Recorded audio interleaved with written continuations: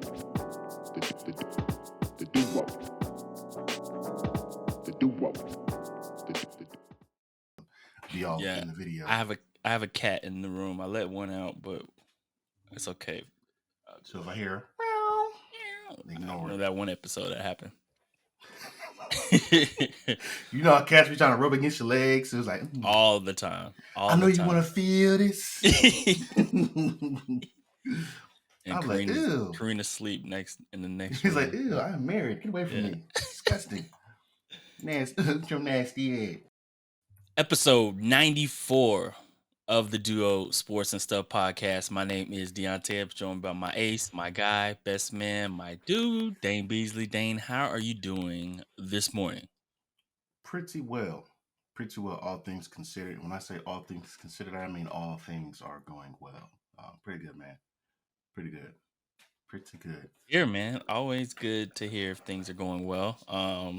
This is episode 94, Dane, and you had a special superlative for this episode. Oh. I'm glad you said that, Deonte. Well, for those who are lovers of the sport of called ball foot or football, you might know of this one terror. And how ceremonious of us to have this superlative of this beautiful divisional round weekend. This is the Charles Haley episode. I love it. I love it. Uh-huh. Hall of Famer Charles Haley spent years with the Cowboys and the 49ers. Havoc. Absolute terror. And he, there was a lot of guys that obviously set the standard, but I think his size kind of molded guys like DeMarcus Ware and those kind of bigger framed rush guys. I don't think at that time they really had like the outside linebacker like 3-4 kind of rush, but he was a Havoc. He's a generational talent, and he was a monster. He was a bad man. Very like a lot of because I obviously wasn't allowed to see most of his glory, but for him to have as long as a career he had, and then just the interviews he's done about people talking about his impact on the game, and then just being able to do what he did, instantly come to teams, 49ers, Cowboys, and to set the tone. So yeah. The Charles Haley episode. Dane, we both talked about it. This episode's dropping on Friday. So this will be a division preview heavy episode, but we'd be remiss if we didn't talk about this past week's game just a little bit. Go ahead. You're 5-0. Go ahead. No, correction. 6-0. I had all 6 of my picks were correct. But besides that, man, I think it was a really exciting weekend of games. Just to give it a little context, Dane, 4 out of the 5 wild card games, 4 out of the 6 wild card games were decided by one score, 8 points or less. And for the first time since 1997, Dane, that 3 teams from the same division advanced to the divisional round with the NFC East. The NFC East with the Giants, Eagles, and Cowboys. The last time that was done was in 1997 when before they had the realignment of division. So it was the NFC Central back then with the Packers, Vikings, and Buccaneers. So just a little context to that, but we are in the divisional round now, bro. But before we get to the divisional round, I didn't even get to ask you how you felt about the games this weekend. Anything surprised you? Anything like that? Yeah, I was surprised. I was surprised by the level of quality of games that we got to watch. I was a little bit concerned at the start of the Cowboys-Bucks game. I was like, oh, this is about to be a stinker. Because both teams was 3 and out, and seeing who can get the most 3 and outs to start the game. I was like, bro, this is cheeks, like straight garbage juice. But it turned itself around. But yeah, I was a little bit surprised by some of the ways that some of these guys came out to play. I enjoyed seeing a lot of new blood. I mean, I'm assuming everyone enjoyed seeing a lot of new blood and just a variety of offense, or the variety of offenses and matchmaking for defensive scheme. So it was a joy to see. This week is going to be even better, or this weekend is going to be even better in terms of matchmaking hell. So, or I can't contain my excitement. Obviously, we have a historical season of, or a historical postseason, or continued historical postseason upon us. So we'll see where it takes us. What about you? Do you have any particular favorite games, or games that you didn't care for, or games that you were excited to see, or Man, you didn't care it's because I'm gonna just throw it out there. It's always great when your division rival loses in dramatic fashion. oh, you talking about the Chargers? Yeah, the Jags Chargers game, which I thought, and I think I said it on this pod, that it would result in Brandon Staley's firing, and it did not. Just everybody else got fired, but him.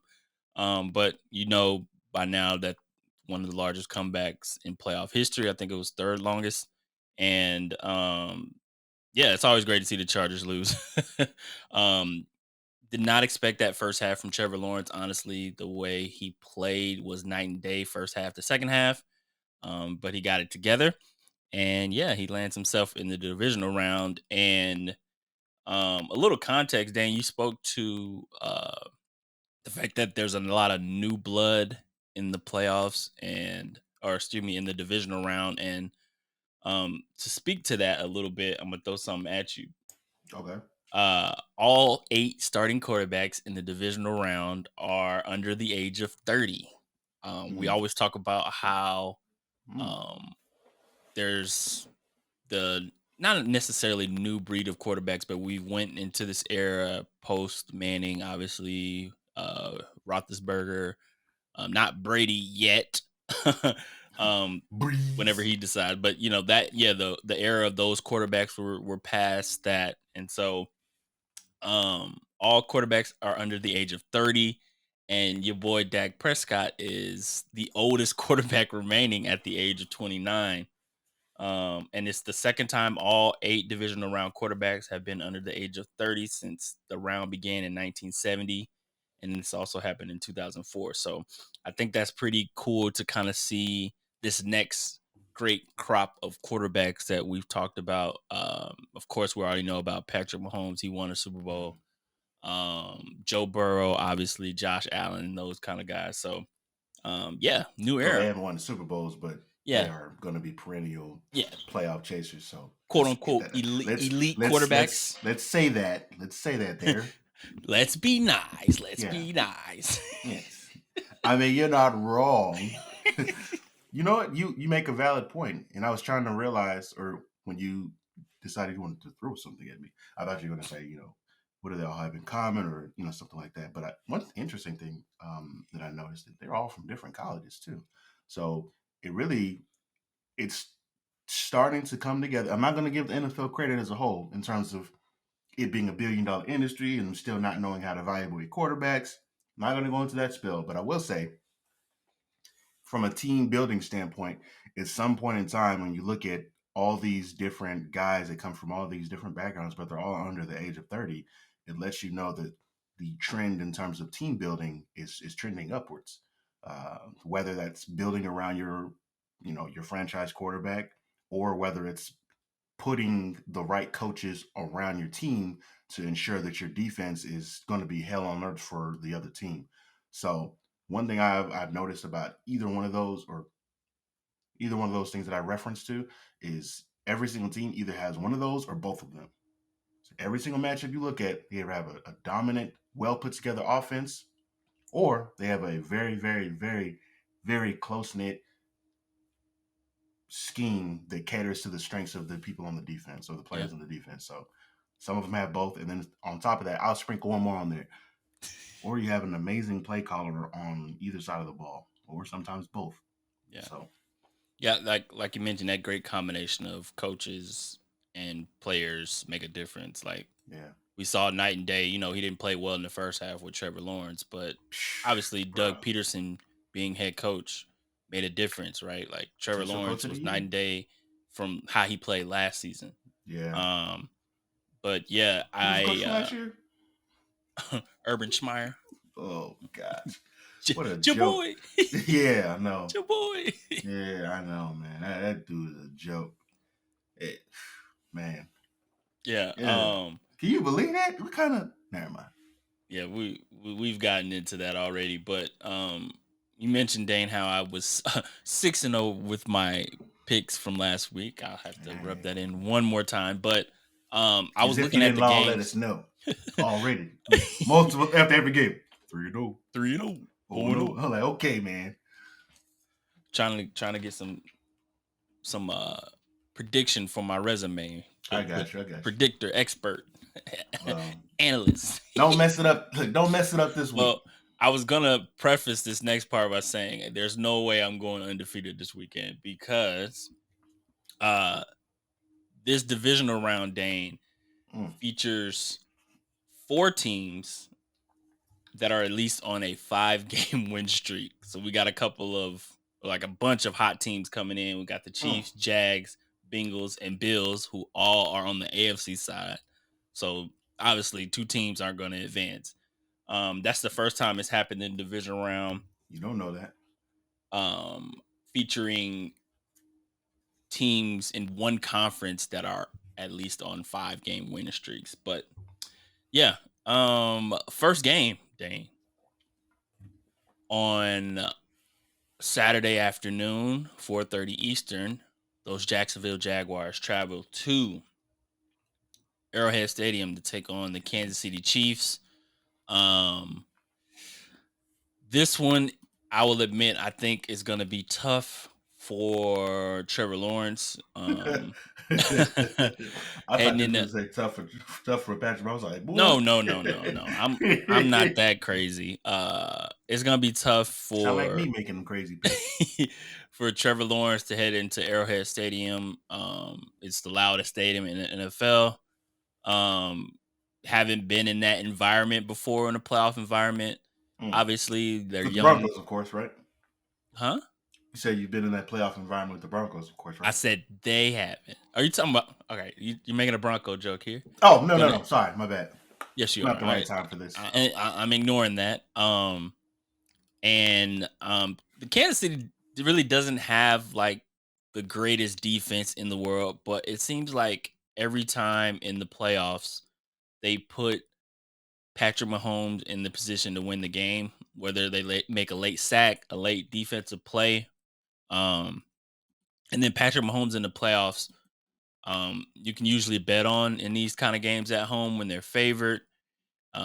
Kansas City is going to be rocking, like I explained. Besides Trevor Lawrence, this is a young offense as well. A lot of guys that haven't been in this position. So I think it'll be tough to go in this environment and pull off a win, especially with 15 on the other side of the ball and experience. They've been here before, that kind of mentality, Dane. So I'm going to go with Jacksonville in this, or excuse me, Kansas City in this one. Okay. Before we get started, I feel like I have to address the room again with these picks and such. I do a lot of lurking on platforms that I feel not the need to post on. And I saw some comments about people that potentially had some questionable picks. So I feel like I read it, I was like, oh, interesting. Okay. We'll see where this goes. Normally, I don't feel the need to explain myself. I feel like it's pretty evident. They ain't clapping back at the. However, as I stand here sitting face to face with my friend, or should I say my adversary, I'm justified in my pick. Okay, there was nothing wrong at a story of redemption, at a story of the underdog. I was simply picking the underdog, and forgive me for not going with the obvious statement here and picking someone other than the Seahawks during that match. I just thought it was a good matchup. I mean, call me a hater, call me, and it's easy. It's easy for me to say. I was like, I don't know what day I was thinking with that pick. Yeah, and it's worse because I didn't really go into an explanation of why I picked it, but I was going for the underdog, and of course, I didn't want to admit this on wax as a Buckeyes fan, but Ken Walker, I liked him as a candidate for Rookie of the Year. And I'm not sure if he's going to get it, but hopefully adding to that resume, of course, the assumption is that it's a regular season award, but we know it's not by and part just a regular season award. I was hoping he was going to go off just because I wanted to see running backs win. I hate this whole culture now of, running backs don't matter, don't pay running backs in contracts, all that good stuff. So when you see somebody that is of good quality, has good vision, that's a 3-down back, I'm rooting for that. And, with him being I'm not going to name the school that he's from, but as a Buckeye fan, I have a great deal of respect for him and what he's brought to the game. So I was rooting for, the Seahawks, and I caught some hell for that. So moving forward, I'll provide more rationale as to why I choose the picks that I pick, just because my credibility here is put on the line. It's that question. It's at question. It's at stake, if you will. But anywho, I myself will be going. I said all that to say this. I'm going with the.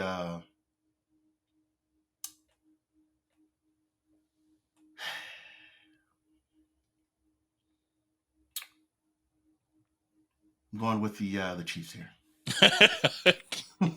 Go with the Chiefs. The world was waiting.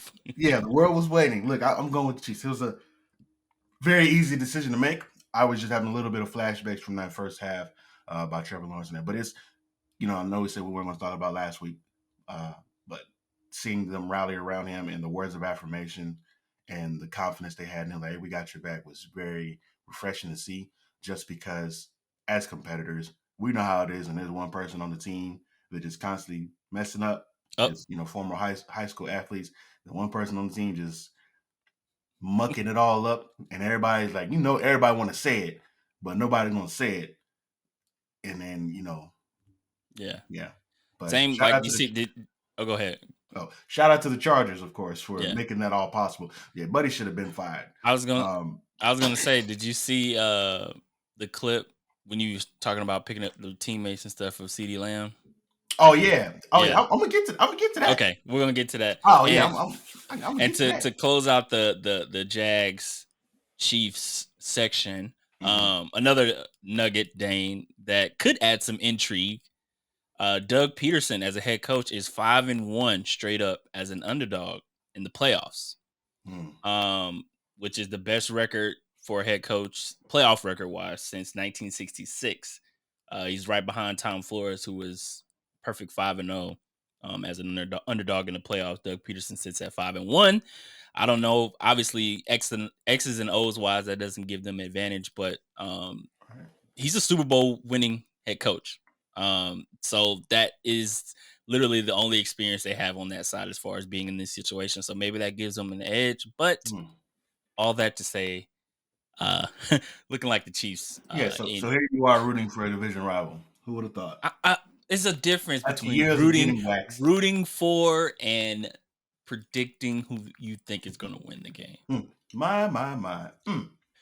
And speaking of division rivals, Dane, on Saturday evening, 8:15 p.m. on Fox, the Giants travel to Philly, Lincoln Financial Field, to take on Jalen Hurts and the Eagles. I'm gonna let you start off with this one since I went first last time. Well, it's difficult. We talked about how difficult it is to beat a team multiple times in one season. But we have to face the reality of none of that really matters at this point. Every team that's made it to this round of the playoffs is, either deserve not to play the first game, the wild card, or they beat another team that had everything to lose to get where they're getting. As much as we like to clown the Giants and how corny Daniel Jones is or looks when he's running, or as much as we like to clown Philadelphia because they're Philadelphia. Hey, Philly fans. This is going to be a pretty good game. I'm glad they have the prime time slot. All revenue aside, with the way the NFL decides to schedule games, especially the way they scheduled games last week. Stupid. I think this is a Philly dub. I don't think it'll be a. No, I'm going to go even further, say maybe a 1 or 2 possession game. But I think this is a Philly dub. Jalen Hurts, he's been phenomenal this year. He's been playing offensive player of the year-esque. Okay. And probably would be an MVP favorite if not for the injury, in my opinion. What do you think? Probably not, because there's Okay. a look. I think people have confused the term or the rationale behind the name of the award, MVP. Mm. Now, granted, his team lost when he was out, which proves that he, has capabilities of carrying a team and being the reason the team is willed to win. However, Patrick Mahomes still exists. Josh Allen still exists. These are the facts, unfortunately. And I would love to say that. Oh, you got so the light bulb's going off. Yeah, okay. We get. I don't know, man. I think when Hurts was out for that team, we saw how bad the offense suffered. Like, I think that could be seen as the definition of MVP, like most valuable. I felt Mhm, like him in that system, in that offense, when he got injured and he was, mhm. sidelined for those few weeks, they just didn't look the same. Absolutely. Obviously we saw them lose games, but just the machine, the general flow of the offense, the Hmm. production of the offense dropped. I feel like I don't have the stats in front of me, but tremendously when he was off the field.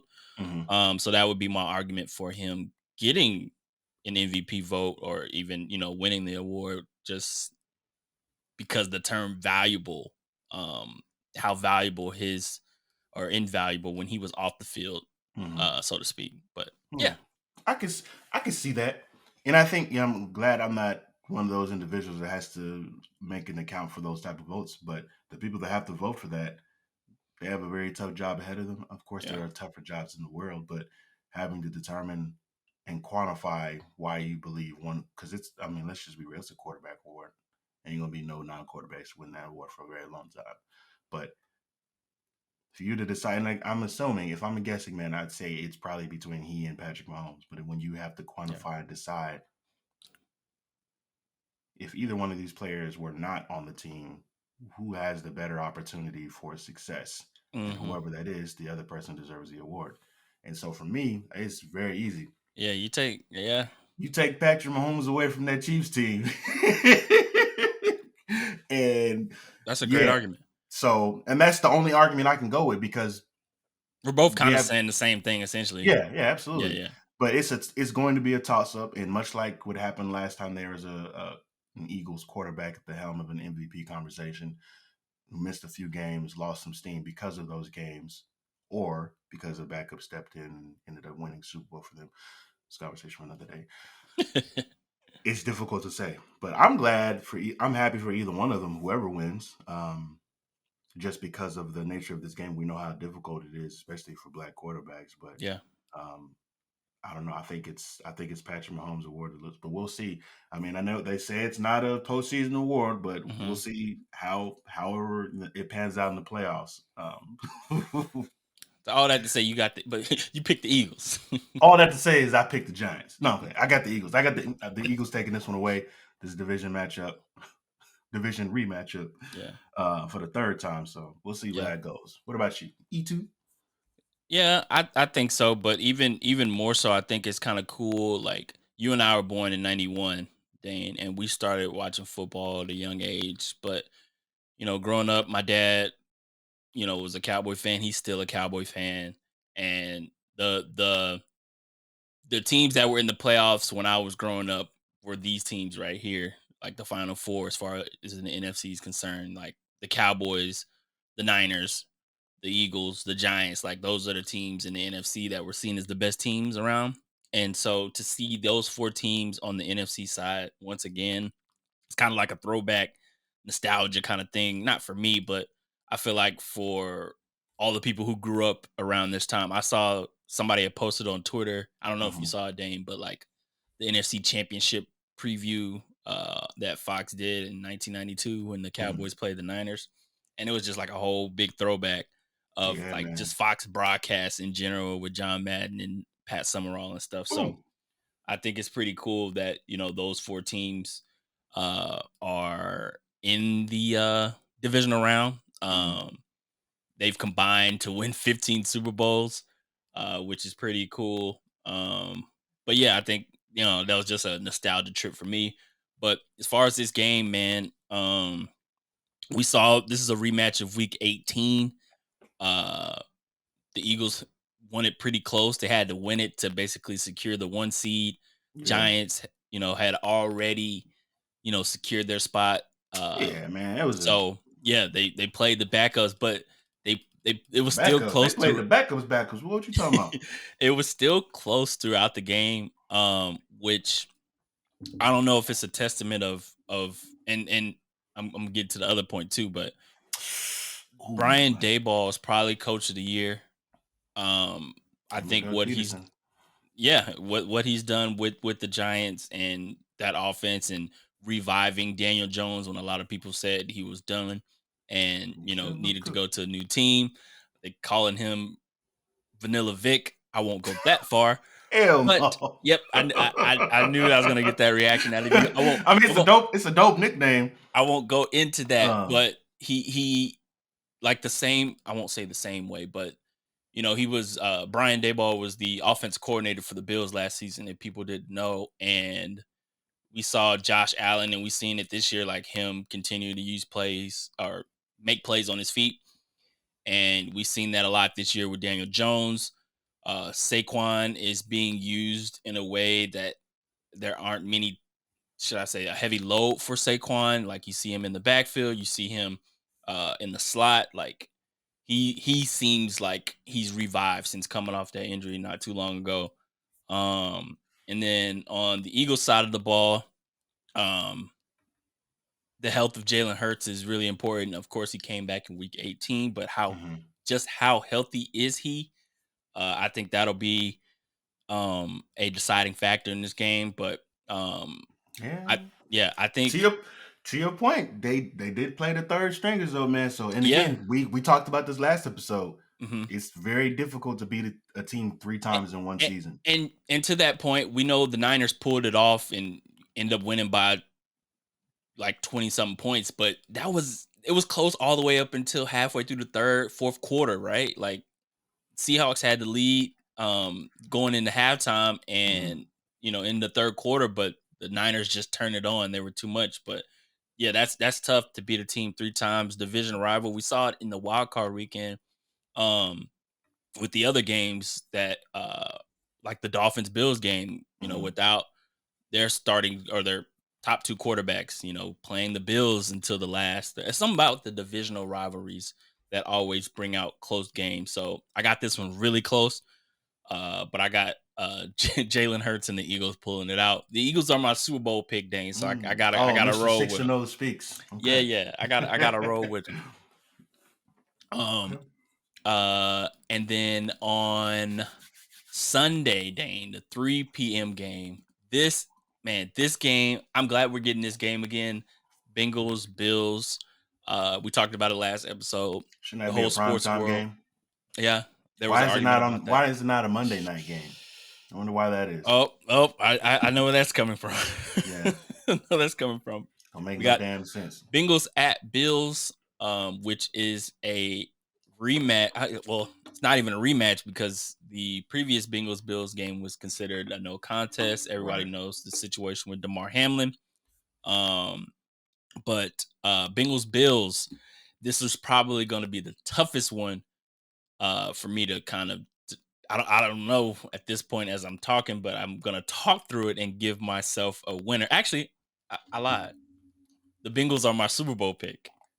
So that makes it easier for me. Really? You don't remember that?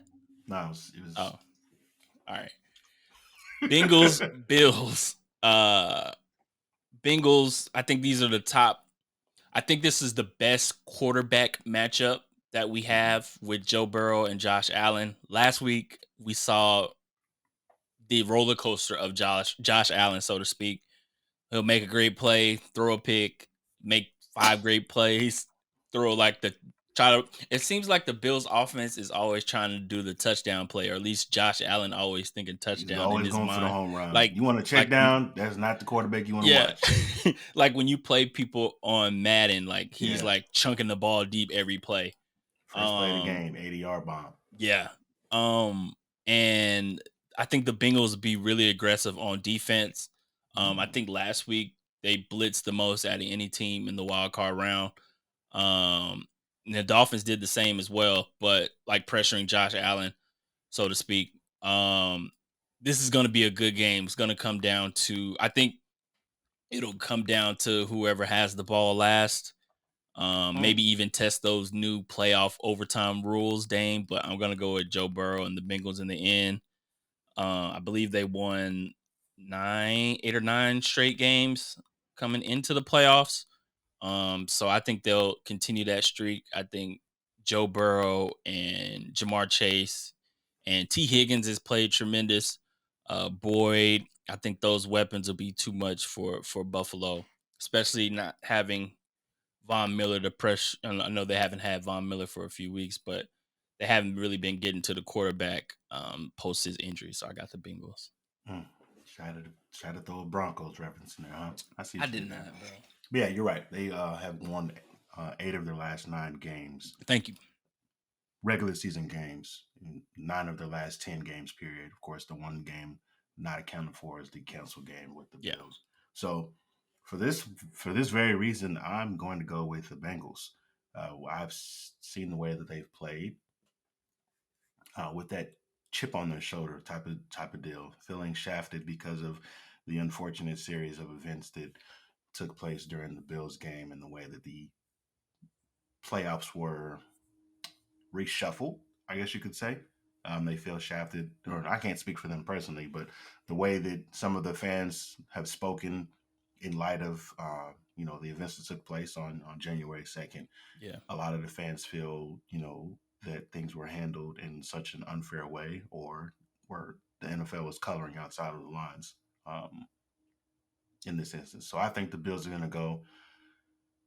I think the Bills are going to take away with this game. Now, I think it'll be a one possession game. It'll be a high scoring game.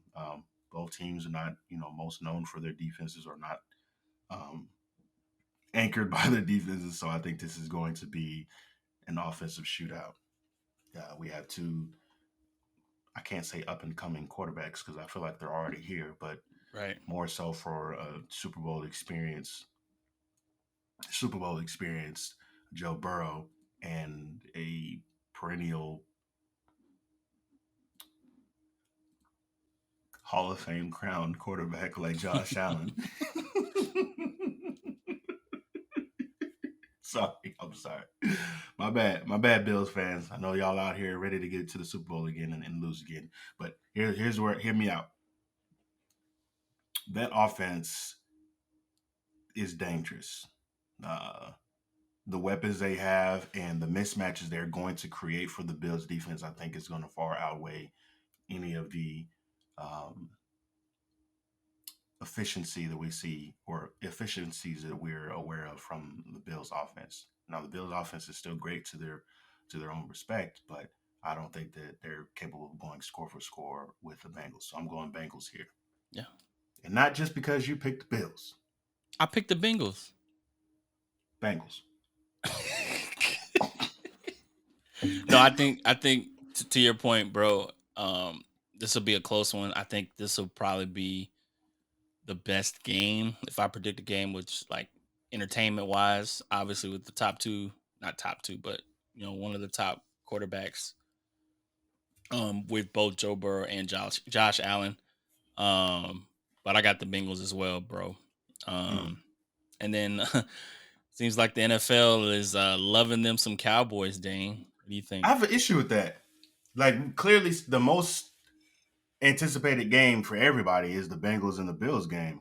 So in my mind, it makes sense for them to be the primetime game. But here the NFL goes, trotting out that 90s nostalgia, trying to get the ratings, because we know they're trying to change ratings last week. We know that there's no reason for those 6 games to take place in 3 separate days.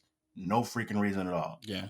But We are, yeah. Sorry, that's a whole different Nah, ballgame. you good. And You it's the good. issue that I have with the way that they schedule games during the final week of the season, or just the way they schedule games. Period. Wild card Because weekend. Because a and lot of Cowboys fans were upset about y'all playing on Monday and having to turn around and play on Saturday well, while the that Niners.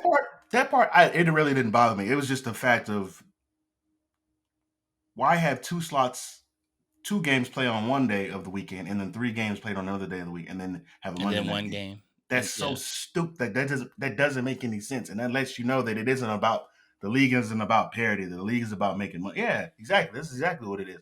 But even I take it further than that. The scheduling sucks because the Giants and the Eagles, they shouldn't have had to play each other twice in essentially 1 month, in Yeah, a well, 1 month span. and the Bengals Ravens game was back to back Yeah, week so I'm 18. like, do better. Like it shouldn't. And again, it goes back to ratings. You want to make sure that fans not only stick it out throughout, the whole season, but also the way that they schedule games during the final week of the regular season, by having some of All those games that, divisional rivals. yeah, like that, and Well, because I go ahead. the implication for teams not playing their best or not playing their starters if they're mathematically eliminated from the playoffs. I was like, that's not a player problem. That's a league problem. The way that you've created or the way that you've mapped out these schedules, that's y'all's fault. Yeah. But It ain't my fault, it's yours fault. Remember yeah, that from Soul Food? Smart mod. Yeah. It ain't my Oh, fault, it's that's yours fun. fault. That's funny though, because I mean, in actuality, you can see how Big Mama she was essentially the villain of the entire movie. Just think about it. Wait, what? Big Mama's the villain of the entire movie. They're really, when you go back to think about it, It's because she was lying about the money or didn't tell him she was about the lying money? about the money. She had their uncle, or it was her brother, stashed in that room for 400 years or Uncle however long Pete. it was. What's his name? Uncle Pete? Yeah, that was her brother though, right? Right. Okay. It's been a minute since I watched it, Look at the but duo segueing into Soul Food, yeah, 90s soul Soul food. Food. Is But the awesome. fact that, and then just the fact that how she allowed the situation with her daughters to play out with the dating of the ex boyfriend and Mm-hmm. them, making, was her name Terry, right? Making Terry foot the bill for essentially everything, and I don't know, maybe she hated Terry, maybe I don't know, but she was, Never thought we'd go into this yeah, never conspiracy thought, never on never Big thought Mom. about it. Yeah, it's a pretty hot topic on the interwebs not too long ago. And I was like, That's a Reddit maybe post. she maybe she is the villain. Black Twitter had a field day with that one, I'm sure. Facts. Uh, yeah, Cowboys Niners, Dane. The Sunday evening I guess that's prime time. 6:30 Eastern time. It's a prime time slot. All right, prime time slot on Fox. Cowboys traveling to face the Niners. Just a little since week 7 Mm-hmm. is when Dak returned to the lineup, and McCaffrey was traded to to the Niners from the Panthers. This is their first game. Both teams have since that point have had 30 points per game at least. Two of the top offenses in the league, not top as far as top two, but in that conversation. Top two, Um, not two. top two, not two. But I think obviously the story for the Niners is what they found with Brock Purdy, and I think we'll know more next year about Purdy. I know we know a lot now, but it's kind of crazy because it reminds me how Kyle Shanahan can kind of have anybody play quarterback, and when you have those kind of weapons around him, Yeah. doesn't really matter who plays quarterback as long as they don't turn the ball over, kind of thing. Mm-hmm. It reminded me of back in the day how I'm bringing up the Broncos again. The Broncos offense could put any. Remember how we had all those running backs go over 1,000 yards rushing back in the day, like all these no name running backs. It reminded me of that. Like whoever Yes, he Shelly, puts we in know. this, whoever he puts in this system, um, can win. And when you have guys like George Kittle, Debo Samuel, Christian McCaffrey, obviously, Brandon Brandon Ayuk, Ayuk. like just don't F it up. Don't turn the ball over, and we're gonna Mm, win. mm, mm, mm. I'm interested to see, Dane, how you feel about Dak going up against this D'Amico Ryans defense. Well, I'm gonna save that best part for last, Deonte. Okay. Save that best part. I'm gonna answer your question With a question. with a question. Now, we know that the San Francisco 49ers, as of the last few years, have been perennial playoff players. They went to the Super Bowl back in 2019. Of course, I think they missed the playoffs the next season, but then they made it back to the playoffs, beat the Cowboys in the first round, and made a conference championship run. Only to lose, of course, to the Rams. Yes. They are the most physically and feared defense left in the league or left in the playoffs, in my opinion. Now, say what you want to say about their strength of schedule or their quality wins or lack thereof, but you cannot deny that they have a master chess player at the helm of their organization. Shanahan, that name has produced a number of amazing, talented play callers. His or their identity has been, it doesn't matter, like you referenced, it doesn't matter who's running the rock. We're going to be productive. There's going to be a lot of misdirection, and our receivers are going to be bucket naked, wide open every single play. That's just the way the game is going to go. We saw how that played out. We talked about last week how you had a guy that took you to the Super Bowl. I'd say the guy who lost to the Super Bowl, or him and the coach, they share the brunt of that blame. He's out. Then you draft a guy who's going to be at the helm of your organization, and he's out. So now you're left with the 7th round draft pick. Irrelevant. Yes, that is correct. Who has played very well, who's done he has done exactly what he's supposed to do. Because what you can say about this offense is it is built and catered to a quarterback for him not to fail. The only way that quarterback fails is by lack of execution. That is it. But if you're doing what you're supposed to do, throwing to wide open ass receivers, you should be fine. And that is by and large part the average amount of separation that these receivers get is historic. It is amazing to watch, and it's like, man, anybody can thrive in this offense.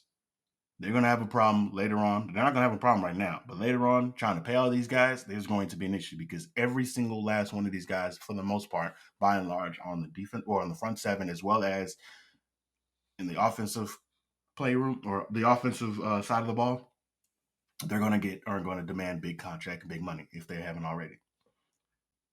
I have no idea what to expect about this game. I said all that to say this. I have no idea what to expect from that game. They play a great brand of physical, old school football. They, rely heavily on the defense, masterful offensive play calling, and we have no idea who's going to be in the backfield, whether it's Debo, whether it's Christian McCaffrey, or what. So I don't know, Deonte. I don't know. What if I told you that the Cowboys are going to win this weekend? That's my prediction. Oh, but I forgot the best part of your question was to answer that part last.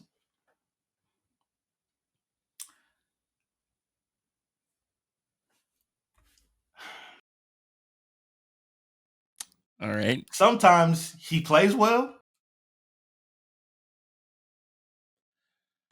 Anytime he's in the position to will his team to win, Dane's muting his mic on and off. Just no matter like how many times. All right. So here's my prediction. And that's why I'm going with them. I got the Cowboys, and I literally just decided 5 minutes ago. And I got the Cowboys because last week we talked about the issue with the Cowboys defense the past few weeks was not being able to get to the quarterback. They did that against Tom, frustrated that offense. Micah Parsons played dominant, and I think we've all been waiting for that Brock Purdy game where he shows why he was a 7th round pick. I think this will be the game. He's undefeated right now. I think this is the game that we see kind of some mistakes that we haven't seen thus far. And I think the Cowboys are here to exercise some demons from last season, obviously losing to the Niners in that playoff game. And I think winning last week tremendously helps Dallas as far as getting the the proverbial monkey off the back, so to speak. I think they'll be playing loose. I think since they're the underdogs, it kind of favors Dallas to be the underdog. I feel like they play better when they're not expected to do well. They usually play down to the competition, Dan. We talked about it, and play Every up to the freaking week. competition. And Every so, freaking week. yeah, I think this is a game where they build off the momentum of last week. I think this is a game where it's close, and I got the Cowboys coming out on top, bro. That's Awesome. my prediction. I just made it. Okay. But I think all 4 games, like we talked about, are going to be great games. Like, I think these are going to be a great slate of divisional games. And we will see. Anything you got to say before we get out of this segment? Well, I stand on my prediction. I stand on my prediction. The NFL is still dead wrong for trying to force this nostalgia back on everybody. But Yeah. The jokes are going to be there. Regardless of Always. whatever team wins, it's going to be – the jokes are going to fly. Always. The jokes are going to fly. Time for... What's that sound?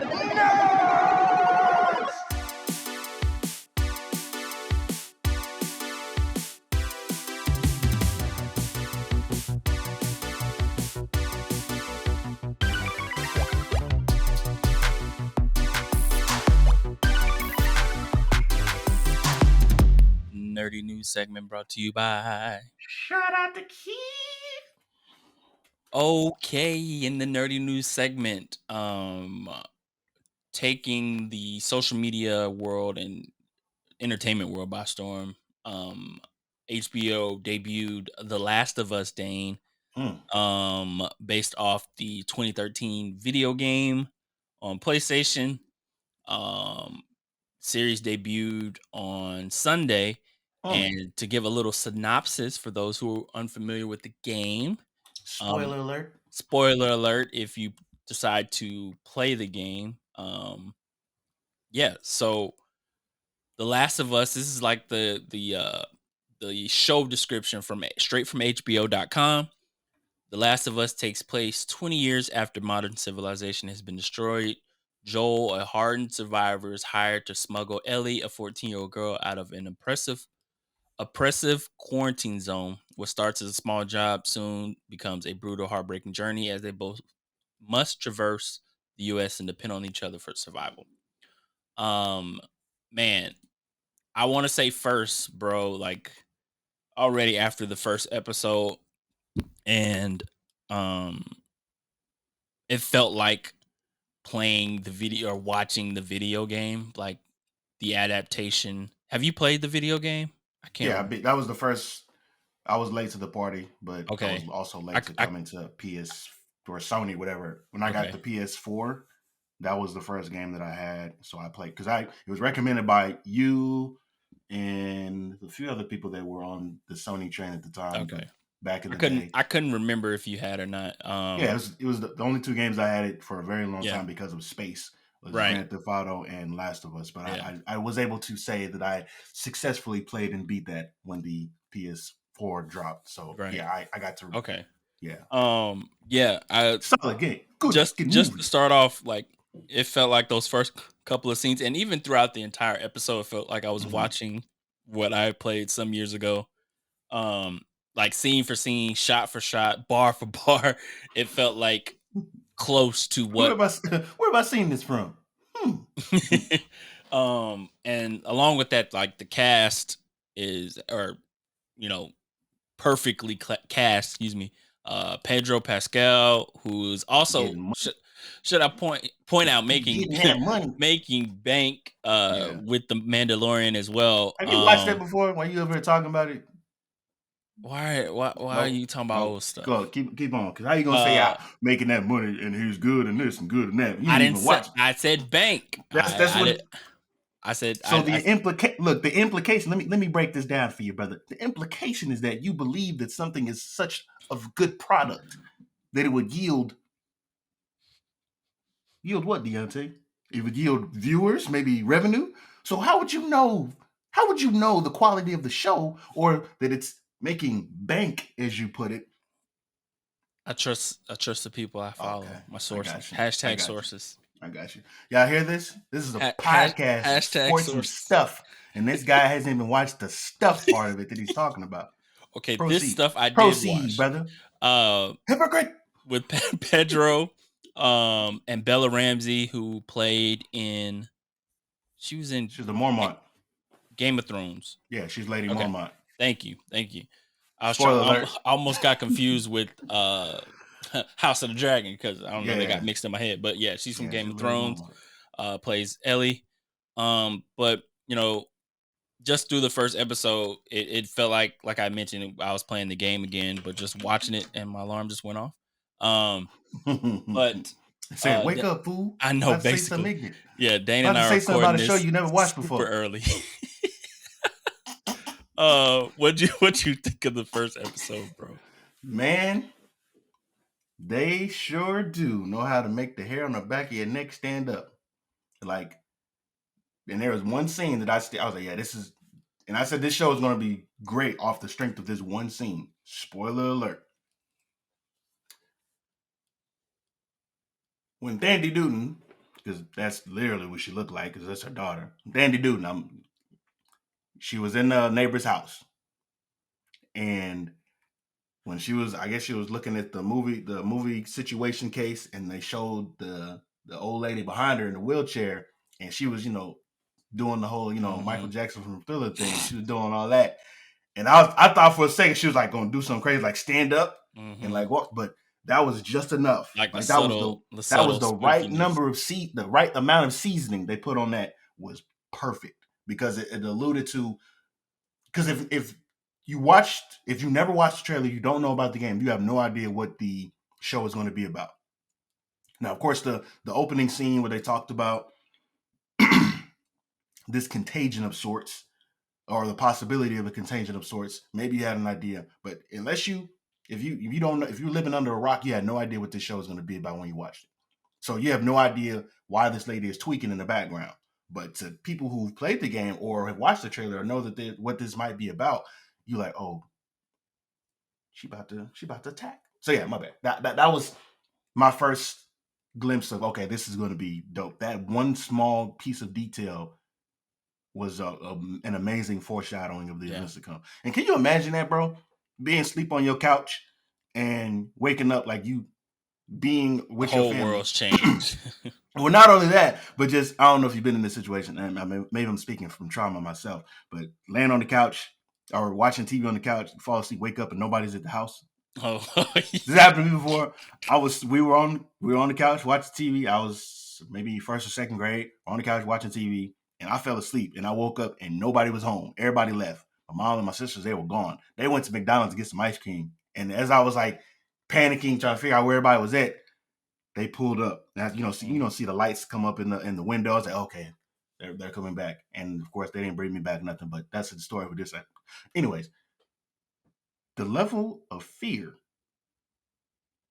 waking up from a nap, or waking up from falling asleep on the couch to a zombie apocalypse, that's not in my bingo cards. Like, that's crazy. Like, the worst case scenario is you oversleep, or you don't have your alarm set. Nobody expects to wake up and there's zombies outside. Like, that's not the move. That's not the case. But yeah, I'm gonna throw it back to you. Another thing. Spoiler alert. By playing the game, like how far the storyline of the video game goes. So you still don't know how much of an adaptation they're gonna take from the game and put into the show. Right. And so anticipating certain moments where certain things are going to happen,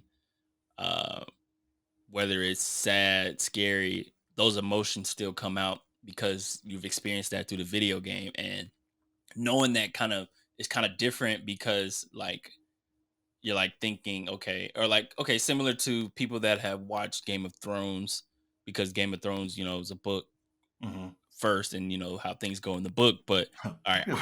how are they gonna do it the same way here?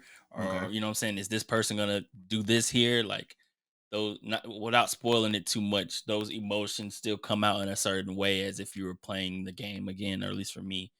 But so far, first episode was fire. Like, and a lot of times with video game adaptations, they aren't. I feel like, and this could be a prisoner of the moment kind of quote, but I'm already Oh ready to boy. say that okay, off the first episode, I'll say this is the first best episode that I've seen of a premiere show in a long time. And that's putting in what we talk about with the MCU too.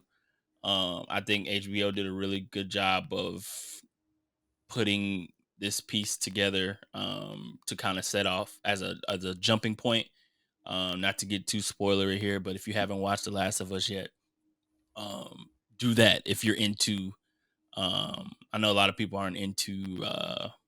It's not even. I guess you could say it's kind of horror, but like I don't even know the best genre. What's the genre? Would you say horror? I guess sci-fi horror experience. But yeah, pretty good. Episode drops every Sunday. So yeah.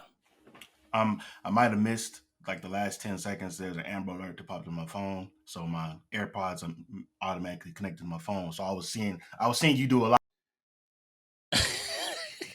and I was like, while that little Amber Alert sound was ringing in my ears at 10 out of 10 volume, like, so yeah, so my bad. Nah, you good, bro. You good, bro. I was just talking about how if people haven't watched it, I feel like it's a good jumping off point to kind of get people interested in the story, and so to speak. So yeah, I am curious. There is one thing that I mean, of course, we're not far into the storyline yet, but I'm curious to see how they're, and spoiler alert, how they're going to play up or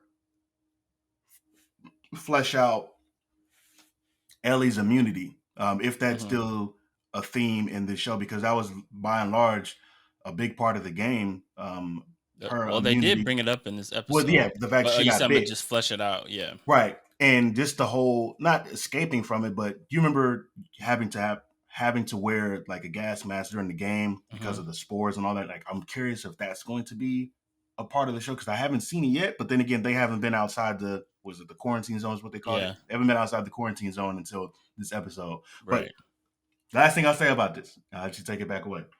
Did you see what is it?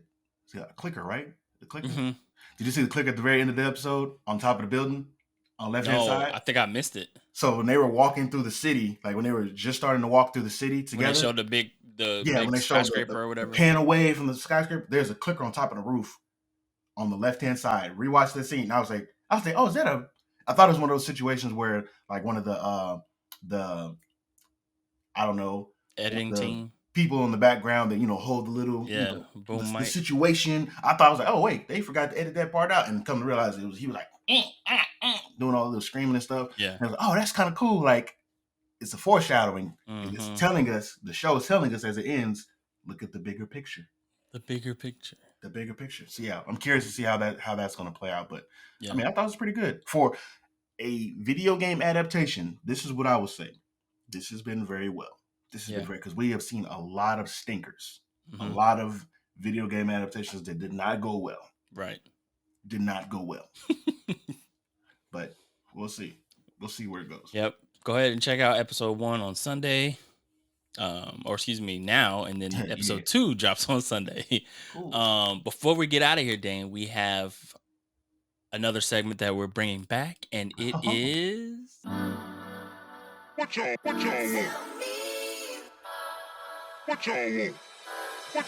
y'all want? You are now tuned in to the What Y'all Want segment of the Duo Sports and Stuff podcast.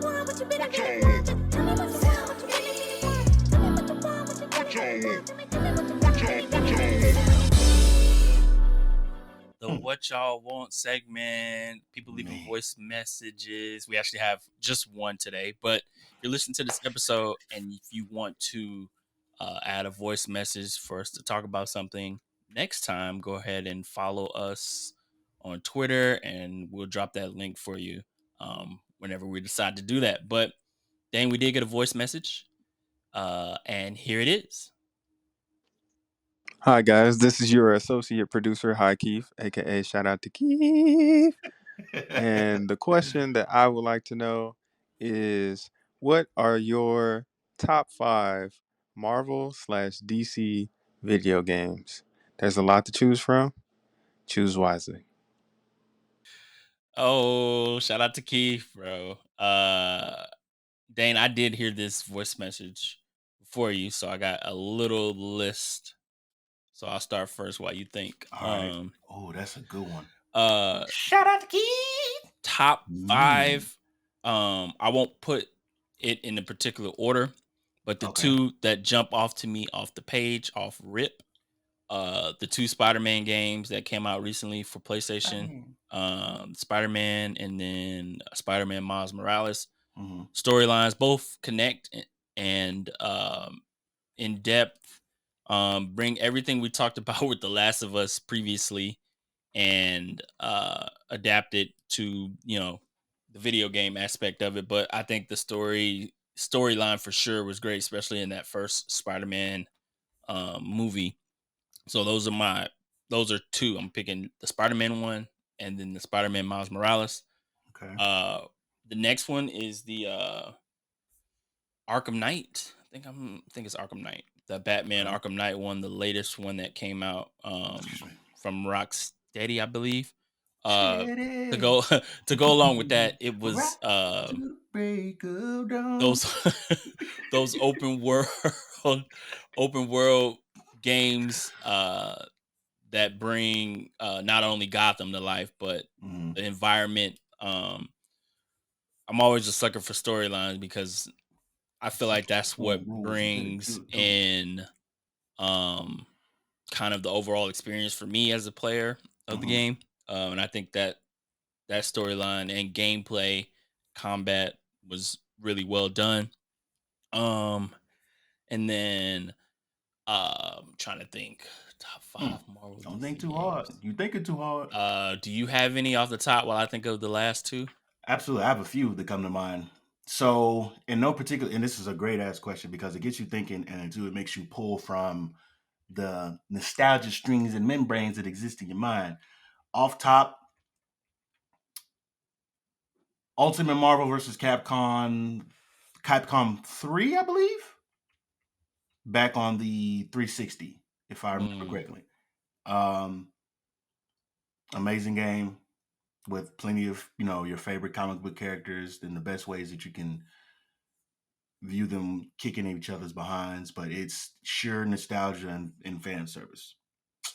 I'm gonna be like you. I'm not gonna rank mine, but I'm gonna throw all of mine out there just because there are so many of them. I could go with Mortal Kombat versus DC. I think that's an easy cop out.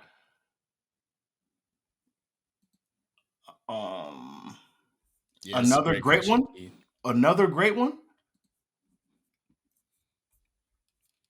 And this might not be a popular pick amongst a lot of people just because I'm not going to say it wasn't received well, but just the sheer amount of, I guess you could say, better games that were available or that have been produced since then. But Batman Arkham Knight, that's a good one. It's a cop out. I guess you can say it's a cop out because that's the one I picked. Okay. And let's see here. Injustice 2. Yeah, Injustice 2. How many is that? Is that 3? That's 3? Right. Okay. I'm just gonna keep naming great ones that I remember playing. Another one for me is the Marvel's Guardians of the Galaxy video game that came out in 2022. It came out last year, 2020, actually 2021 maybe. but really well done. Like I said, I mentioned it was great storyline of the characters and things that basically remind me of how or why I love watching the MCU movies. Um, and then another one that's kind of off the path that a lot of people don't talk about is the I don't know if you ever played it, Dane. My cat's messing with me. The Batman Telltale series, which is like one of those choose your own adventure kind of games, but you got to do like quick time events and stuff like that. But it also had a great storyline on Bruce Wayne and the Dark Knight and the crime of Gotham City, and kind of spent less time obviously on the gameplay and more on the storyline. Right. I'm going to go with